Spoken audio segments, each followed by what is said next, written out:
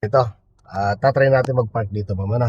So, ito yung, ang plan natin, ma'am, dito mag-park. Papunta doon, then, tatabihan natin siya, na. So, ganito po yung reference na mas easy dyan. Kung ano dyan, syempre, ang reference mo dyan, itong guhit na to, lagpasan mo lang ng mirror yan. Na, lagpasan mo ng mirror, then, totodo ka pa kaliwa, pa ganun. Ito yung tricks yan. No, kailangan, itong katawan ng sakyan, mahintay mo mag-point dito sa gulong nito. Ito.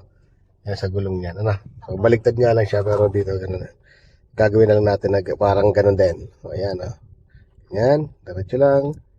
Then, pag lumagpas ang mirror dito, ang attention mo dito lang sa mirror na to.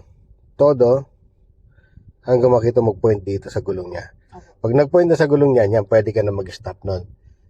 Itotodo mo naman manibela mo kung saan ka pupunta, kaliwa man o kanan. No, para yung pag-atras mo niyan, so ang assurance niyan, mga 90%, 95%, sigurado yan, shoot yan. No, pero ready ka pa rin kasi possible pa rin sumikip, lumuwag, ganun siya, no. Pero itong reference na to, ito yung hindi ka mahihirapan na mag-adjust kasi mas easy siya. Yan na, okay? 1, 2, then makita mo point lang. Then atras na. Okay? So try natin. So nasa kaliwa nga lang siyang side. So, masyadong madikit ha. Medyo layo-layo ka na konti. Yan, layo konti. Na. Tapos yung guhit dun sa pangalawa, yun ang abangan mo. Pag lumagpas, itodo mo dito sa kanan. Tingin ka dito ha. Then, todo. O, diyan ka sumilip. Tinan mo kung nag-point na yung katawan ng sakyan mo sa guhit, ma'am. Ano po? Ay, sa gulong. Ayan. Yan.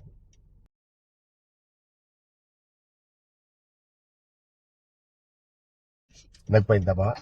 Pag lumagpas, atras ka muna ng konti. Pero naka-point na siya. Okay. Todo. Dito kasi sumilip kasi na dito sa sakyan. Ayan, pasok na yan, ano. Di ba?